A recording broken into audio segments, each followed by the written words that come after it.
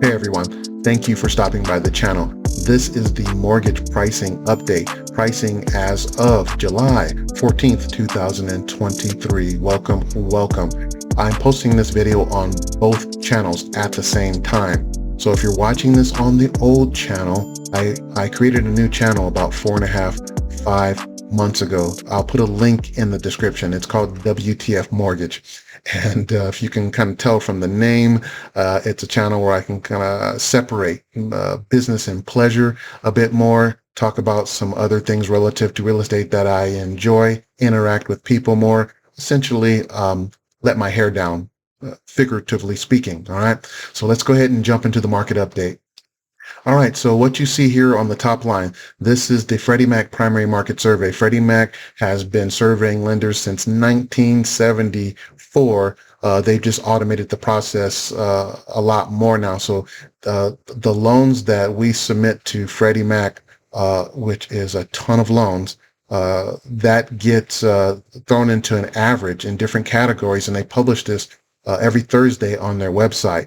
By the way, this is the acronym for Freddie Mac, if you're wondering, Federal Home Loan Mortgage Corporation, called Freddie Mac for short. Anyway, so this is the 30-year average of what customers were getting the previous week, 6.960. And I'm just giving you this so you can have that as a point of reference when we talk about the other things. By the way, this is the average that 99.9% of the people are quoting on the news, on different media. When you see them out there quoting this is what quoting mortgage rates. This is what they're quoting. So this is a sample of some of the more popular lenders, the lenders that you're going to most likely to see when you pop online. You're going to see these lenders advertising here. Doesn't mean they're the best ones. These are just probably the most popular ones you're going to see online. And if you'll notice, they're all advertising different rates. Yes. On there. It'd be a lot easier if they advertise the same rate and then all you have to do is compare the fees. But no, they don't make it that easy. They advertise the rates that they think are going to attract the most people to them, whether that be a no-cost rate, a 1-point rate, a 2-point rate, whatever they think is going to draw in the most people here. So you'll see the rate, and then this column here, this is the annual percentage rate, or APR. Now, I know the folks on the old channel know what this is. The APR is because I preach this a lot, but for the WTF mortgage folks, the APR is the product of a math formula that factors in the rate, or this rate right here, or advertised rate, we'll call it, the term of the loan, 15, 20, 30 year, the loan amount itself, the size of the loan, and then finally fees added into the loan. That product is then expressed as an annualized rate, or APR. Long story short, in a nutshell, what the APR does is give you an idea of fees associated with an advertised rate. So when you're out there and you see a rate being advertised online, you'll have an idea if there's fees associated with it. When the rate and APR are the same, that implies there are no fees associated with that advertised rate. And when the APR, as you see in this situation here, like with Quicken, when the APR is higher than the advertised rate, that indicates that there are fees associated with that rate. And the higher the APR is above the advertised rate, indicates more and more fees associated with that rate. In other words, the bigger the spread between the advertised rate and the APR indicates more fees associated with that rate. So you want to keep that in mind when you're looking at that. You see a 6.99 rate and you see a 7.3 APR. That's a fairly significant spread. That means there's a decent chunk of fees added in there. Same thing with these others down here. Okay. Now, one other thing, you're probably already noticed this. I have the loan amounts listed.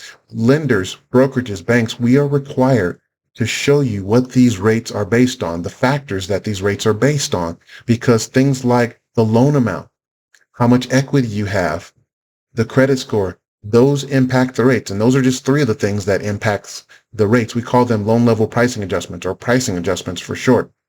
And these are just the more popular ones that you're going to see. You have to click on that lender's disclosures section to view these. And some lenders and banks or brokerages, some are a little deceptive about this, which I don't like dealing with companies like that. But you should see a disclosures tab right underneath where they're advertising the rate. You click on it and it'll show you that, hey, it's based on the 200,000 loan amount, 70% loan to value, which is that's the how much your home is worth relative to how much you owe on the loan to value.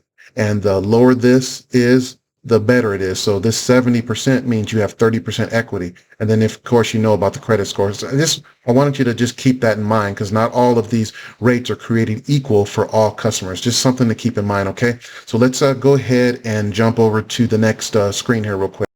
All right, I just wanted to give you a point of reference of about what's happening to mortgage rate pricing here. Now, this is my company pricing, but I'm going to be obviously, as you know, similar to the other pricing that you just saw. I'm going to be lower than a lot of people, and then I'm going to be higher than some other people. So back on the 20th of January, a 6.25 interest rate, 30-year fixed, costs $1,985. Today, or as of the 14th, a 6.25 interest rate costs $7,866. Now, we were on a downward trend, but things spiked up. Not to fear, things are going to go back down.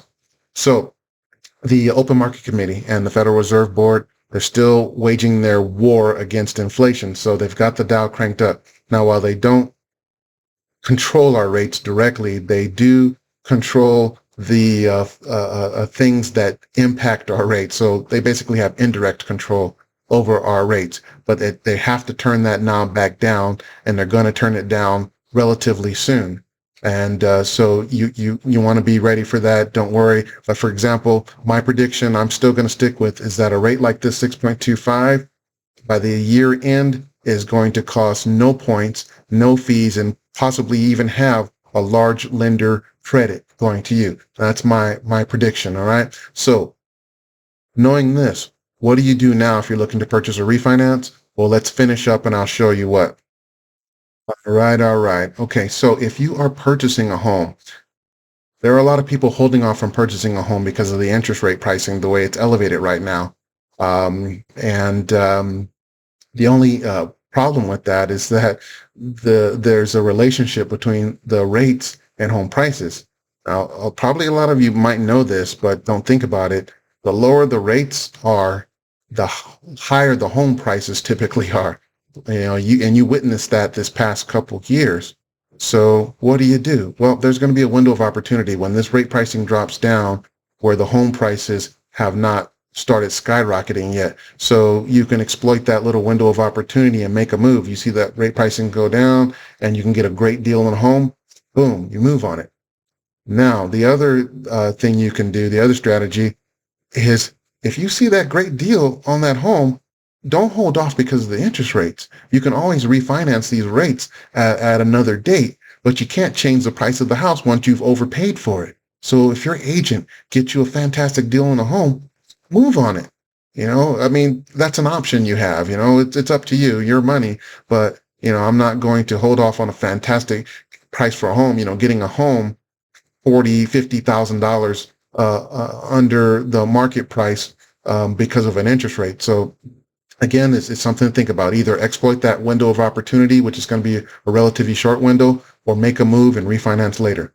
Now there's for you people looking to get some cash. All right. It's going to happen. It's happening right now. You need some cash.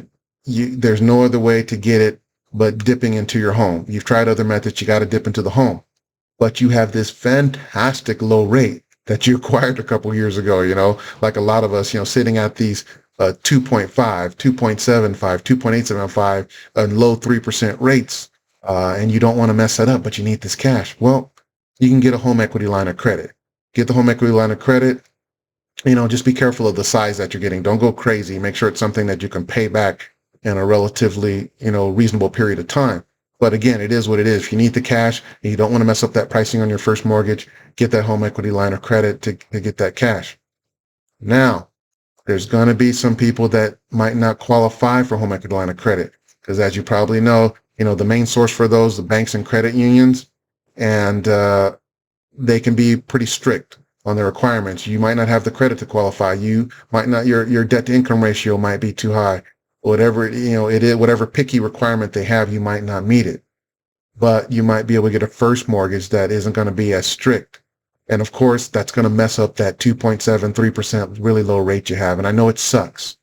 But if you've tried everything else and you got to get the cash and your home is the only source and you got to do what you got to do, The one comfort you could have is that rate pricing is going to go down, and you could refinance at that time, get your cash and refinance later. Now, you're not going to get the 2.75%, 3% no cost that you were able to get a couple years ago. Yeah. But you will be able to refinance to something lower. Again, this is if you gotta do it, you don't have any other choice. So I just wanted to leave you with that little bit of comfort. All right. So that closes things up. So thank you for checking out this mortgage market update pricing for July 14th, 2023. Go ahead and drop any questions about rate pricing and whatnot, whatever you have, or if you need some advice in the comment section, and I will be relatively quick to respond. Thanks again, and I'll see you on the next one.